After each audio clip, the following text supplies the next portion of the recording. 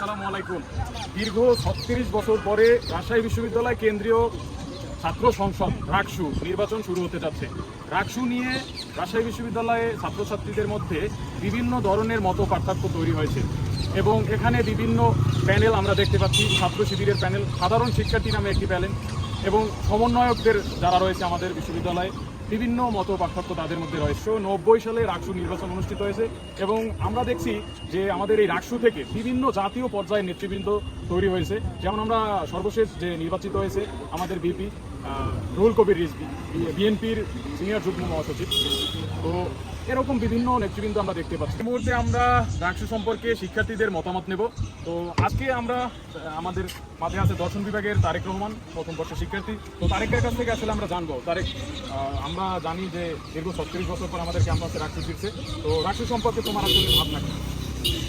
অবশ্যই সাধুবাদ, যেহেতু 36 বছর পরে আমাদের রাষ্ট্র অনুষ্ঠিত হতে যাচ্ছে। আমাদের শিক্ষার্থীদের, সাধারণ শিক্ষার্থীদের সবচেয়ে বড় সংগঠন, অরাজনৈতিক সংগঠন হোক, রাজনৈতিক সংগঠন, সবচেয়ে বড় সংগঠন, যেখানে প্রায় সর্বশেষ ভোটার হালনাগাদের তথ্য অনুযায়ী 35,000 জন ভোট দেওয়ার মতো সক্ষমতা রাখছে। সুতরাং এরা কিন্তু যারা নির্বাচিত হবে, আর আমরা দেখছি বিগত সালে রাষ্ট্র নির্বাচিত প্রতিনিধিরা বড় বড় পোস্টে আছে। যেমন সর্বশেষ 90-তে যে রাষ্ট্র নির্বাচন হয়েছে, সেখানে নির্বাচিত প্রতিনিধি বর্তমানে বিএনপির সিনিয়র যুগ্ম মহাসচিব হিসেবে দায়িত্ব পালন করছে। সুতরাং এই পদটা অনেক বড় পদ। এখন এবং এরা কিন্তু ইউনিভার্সিটির অবকাঠামো উন্নয়নে অনেক বেশি ভূমিকাও রাখতে পারে। এখন এই নির্বাচনটা কিন্তু 90 দশকের পরবর্তী আসে, আর এখানে আর হয় নাই।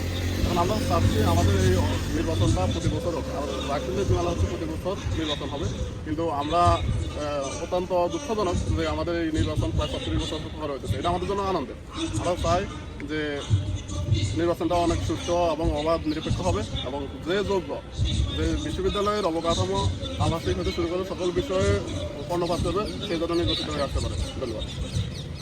তো এই মুহূর্তে আরেকজন শিক্ষার্থী থেকে আমরা মতামত নিব। আমার কাছে আছে শেখ পরশ। তো পরশ, আমরা জানি যে দীর্ঘ কয়েকটি বছর পরে আমাদের ক্যাম্পাসে রাকসু ফিরছে। তো রাকসু নিয়ে তোমার ভাবনা কি আছে? রাকসু নিয়ে আমার ভাবনা খুবই আশাবাদী, কারণ বিশ্ববিদ্যালয়ে একটাই রাজনৈতিক বা অরাজনৈতিক একটা সংগঠন আছে, সেটা হচ্ছে রাকসু। এখন রাকসু যদি প্রতি বছর অনুষ্ঠিত হয়, তাহলে বিশ্ববিদ্যালয়ের অবকাঠামো প্লাস শিক্ষার্থীদের জন্য এটা সুফল হবে। তো আমরা চাচ্ছি যে এটা প্রতি বছর অনুষ্ঠিত হোক, অর্থাৎ রাকসুর যে নীতিমালা আছে ওই নীতিমালা অনুযায়ী ওই রাকসু পরিচালিত হবে। মানে রাকসু ধারাবাহিকতা যাতে বজায় থাকে। দেখেন আপনি যে আমাদের যে গত যে রাকসু নির্বাচন হয়েছে সেটা 90 দশকের পরে 1991 সালের দিকে হয়েছে, কিন্তু আমরা এখন এটা পাচ্ছি 2025-এর দিকে। অর্থাৎ এইখানে প্রায় 35-36 বছর একটা গ্যাপ হয়ে গেছে। এটা যদি থাকে তাহলে আমাদের জন্য সমস্যা, কারণ আমাদের বিশ্ববিদ্যালয়ে একটা সংগঠন দরকার যেটা আমাদের বিশ্ববিদ্যালয়ের সার্বিক দিক নিয়ন্ত্রণ করবে বা পরিচালনা করবে। সেটা যদি না থাকে তাহলে বিশ্ববিদ্যালয়ের জন্য এটা খুবই সমস্যাদায়ক হয়ে যায়। তো ধন্যবাদ পরশ তোমার মতামত দেওয়ার জন্য। হয়ে গেছে, কিন্তু তেমনিভাবে আমরা রাকসু নির্বাচনের ফিল পাচ্ছি না। তো এই দীর্ঘ 36 বছর পরে আমাদের ক্যাম্পাসে কেন্দ্রীয় ছাত্র সংসদ নির্বাচন হতে যাচ্ছে। আমাদের শিক্ষার্থী নানা মহলে বিভিন্ন ধরনের কথাবার্তা এবং গুঞ্জন তৈরি হচ্ছে। তো আমি যে বিষয়গুলো চিহ্নিত করেছি আমাদের ক্যাম্পাসে অতীব জরুরি, সেই বিষয়গুলো হচ্ছে আমাদের শিক্ষার্থী ভাবনায়। আমি প্রথমে আমি যে বিষয়টি আলোকপাত করতে চাই সেটি হচ্ছে দলীয় প্রভাবমুক্ত ভিসি। অর্থাৎ আমরা দেখতে পাচ্ছি বিভিন্ন সময়ে আমাদের বিশ্ববিদ্যালয়ে বিগত ফ্যাসিস্ট সরকার থাকাকালীন সময়েও আমাদের ভিসি একটা দলীয়ভাবে নিয়োগ দেওয়া হয় এবং তার একটা ক্যাডার বাহিনী থাকে এবং তার মাধ্যমে আমাদের শিক্ষার্থী মহলে বিভিন্ন ভয়ভীতি প্রদর্শন করা হয় এবং তারা বিভিন্ন লাঞ্ছনা বঞ্চনার শিকার হয়। তো আমরা চাচ্ছি যে এই মুহূর্তে আমাদের অভ্যুত্থান পরবর্তী সময়ে বিশ্ববিদ্যালয়ে আমরা এরকম একটা দলীয় প্রভাবমুক্ত ভিসি যাতে বহাল থাকে।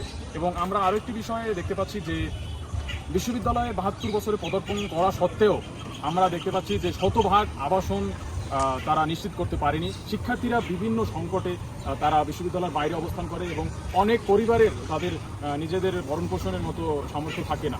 তো তারা বিভিন্ন সমস্যার মোকাবেলা করে। তো আমরা প্রশাসনের সদা অবগতি থাকা সত্ত্বেও তারা আসলে এ বিষয়ে আগাচ্ছে না। তো আমি চাচ্ছি যে বিশ্ববিদ্যালয় 100% আবাসিক যাতে হয়, সে বিষয়ে যাতে আমাদের রাকসুর নির্বাচিত সদস্যরা এই বিষয়ে খেয়াল রাখবেন। এবং আরও একটা বিষয় দেখতে পাচ্ছি যে আমাদের বিশ্ববিদ্যালয়ের অনেকগুলো বছর পেরিয়ে যাওয়া সত্ত্বেও আমরা সেই পুরনো কারিকুলামে এখনো বহাল আছি। আমাদের নতুন মডার্ন এডুকেশন সিস্টেমের সাথে আমাদের কারিকুলাম যাতে চেঞ্জ হয়, তার সাথে শিক্ষার্থীরা তাদের আমাদের যে কোর্সসমূহের পুনর্বিন্যাস করে যাতে আমরা মডার্ন এডুকেশন সিস্টেমের সাথে নিজেদের তাল মিলিয়ে চলতে পারি, যাতে আমরা বিশ্ববিদ্যালয়ে পাশ করে বের হওয়ার সাথে সাথে আমরা যাতে একটা কর্মমুখী একটা জীবনে যাতে যেতে পারি, যাতে আমাদের এ বিষয়ে যাতে আমাদের কোনো হিমশিম খেতে না হয়, যাতে চিন্তা ভাবনা না পড়তে হয়। তো এ বিষয়ে আমরা আলোকপাত করব। তো দীর্ঘ 35-36 বছর পরে আমাদের ক্যাম্পাসে রাকসু ফিরছে। শিক্ষার্থী এবং নানান মহলে বিভিন্ন প্রশ্ন জাগছে। তো আমরা চাচ্ছি যে অতি দ্রুতই রাকসু বাস্তবায়ন হোক এবং এর ধারাবাহিকতা যাতে অব্যাহত থাকে। ধন্যবাদ।